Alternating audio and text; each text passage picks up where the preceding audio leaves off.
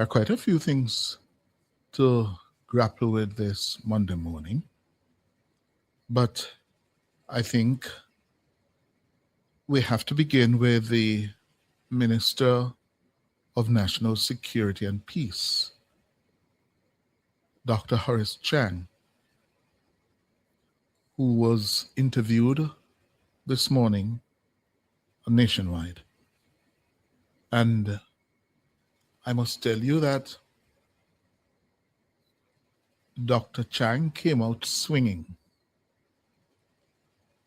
Dr. Chang is not a man given to doing interviews that are going to be gripping or headline grabbing or, going to be animated.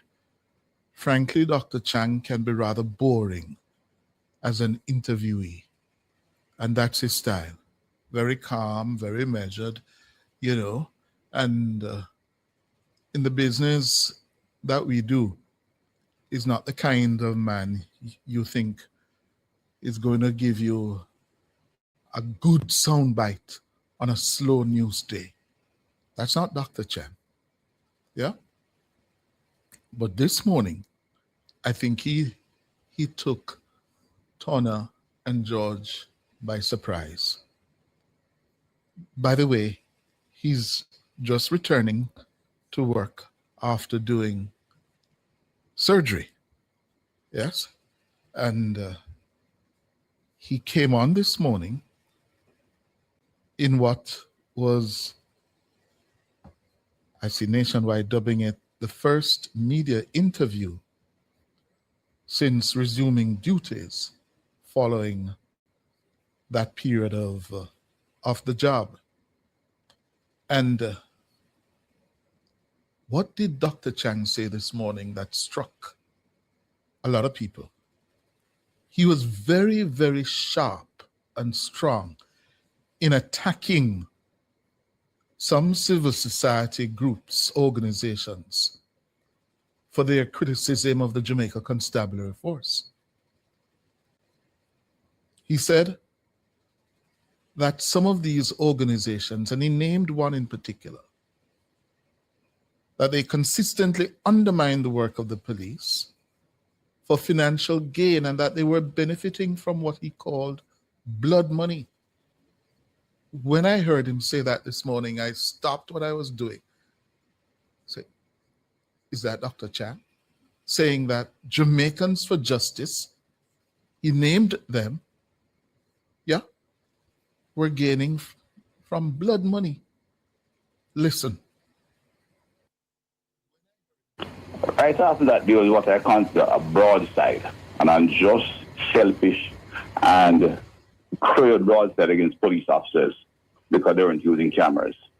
By whom? It was designed by various people in the community. There were the Jamaicans for Justice, others who claimed their right to life, as some of the pastors who claimed they know more about policing than police. And just made a kind of, just given a highlighting some section of the media. And I think by the leadership of the police has the strength for them to withstand. We have recruited over 8,000 young Jamaicans who have joined the force to serve and protect. The head boss of Marcus Garvey, Titchfield, young men like that. They have families who are still in school, who are teachers, middle managers, etc., or brothers and siblings around. And when you make that kind of broadside as if to suggest that the police are the murderers, which is what they're doing, you undermine their confidence, although the police officers leadership is exercising their leadership. When a young man goes on the road and he knows that there's a young over there, he will avoid it for a while. It is a natural emotional toning down because we take no consideration that these are young Jamaicans committed to protect and serve. Yet they have families who, when you get this kind of broadside and suggest that they are doing something immoral and corrupt, it hurts. And I think we have to make direct appeals to desist from this kind of activity. There's no evidence to suggest that this is so. In fact, evidence is contrary. When you plot the number of fatal shootings between December last year and reduction in murder, there's a mathematical formula. So this, it is perfectly aligned, which on a statistical basis, it means police are killing murderers. So murder goes down. But yet you come out with no evidence because the prosecution rate, despite Indicom, whose investigations are not impaired, they are budgeted for, supported by the government, they're independent, good investigators, they have less than a 2% success rate. So there's no evidence to suggest that policemen in this era, and I emphasize that, now they can discuss well, is going out there and wantonly shooting people. So some people might be happy that it's February. It does appear that there's an increase in murder rate. Those who are attached to international will get some more money. That's blood money. But on innocent Jamaicans, and I'm very upset about it, I'm very concerned. That's my bigger concern. That at a time when we are beginning to get on control with gangs, there are people who seem not to care. And I give you another example. We had a shoot, which was a fatal shoot in Magical Bay. I agree. You must speak up on it and have it investigated in the common spirit for that purpose. And if you want to do more, fine. But we had a gang shooting off at a shop where some 6 or 7 people were shot and 2 died.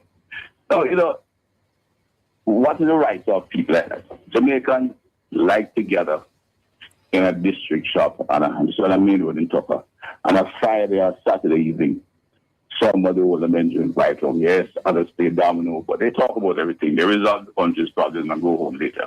It's a kind of a culture Jamaican phenomenon, a privilege. It's a rite of passage. They have rights. But nobody says anything when they're shot up, except the police who goes out there. Then when the police apprehend the murderers, if they shoot, if one gets shot, the police are murderer. That kind of discussion must be discontinued. I have to raise it because it's a young Jamaican's right, committed to justice and right, who are being questioned, whose commitment to fair play is being questioned. And they will have the strength and the training to withstand it when their families start being alluded to in public spaces. It becomes a problem. The people in Jamaica for justice and other years must stop this. They are living off blood money. They're living off blood money. Dr. Chang? Yes. What do you mean when you say they are living off blood money? Explain. Because when they go out and undermine the police and innocent Jamaicans are killed, they get more support. So the police seem to reduce the activity. This kind of thing must stop. No. That was the Minister of National Security and Peace and Deputy Prime Minister of the country saying it. I've never heard such a high-ranking member of government say this. Not that I haven't heard it. If we're going to be honest, some Jamaicans say it, but for us to hear now from the Deputy Prime Minister, this is elevating it to a completely new level. And I cringed when I heard it this morning. Jamaicans for Justice has to defend itself, because this could not be more serious an assault, a criticism of the organization than what we heard this morning from Dr. Chang. He was very, very angry. And he said it. He said, I'm very upset. He has had it with Jamaicans for Justice to the point where he says they are living off blood money. And what he's saying, is that the more they criticize the police, is the more money they can raise. So when the police reduce crime, murders, homicide, their business is being undermined. Isn't that what he's saying?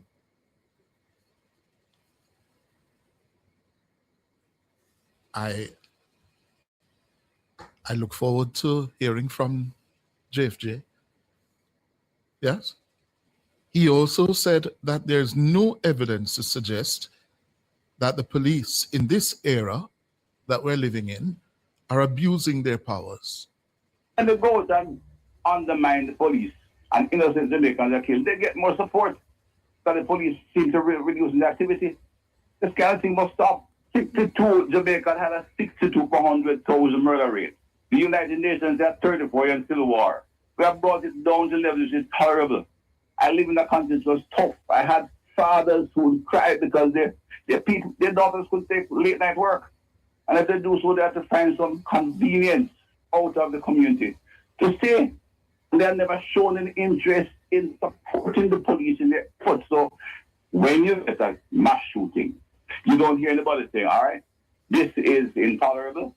Give police evidence. In fact, we will have evidence so we track this case to see if the police operates unprofessionally in finding them. No, that doesn't matter. Innocent Jamaicans dying is not a problem. The fact is that the police go those on cameras. No. Wow. What do you think? Yeah? I'd love to hear from you today on this. Time for the break. And the Deputy Prime Minister and Minister of National Security is in news this morning. He has launched a blistering attack against Jamaicans for Justice, saying that the organization is living off blood money when it continues to attack and to criticize the constabulary force for what are termed extrajudicial killings and police shootings. Dr. Chang has never been as animated as he was this morning. On our YouTube platform, eView says, wow, he has really had it with the police being bashed all the time. Yeah? Nadine Darby says, long time we're saying it. We agree. Donalyn JA message 2165 says 100%. Yes, 100%. The truth may be one Dr. Chang.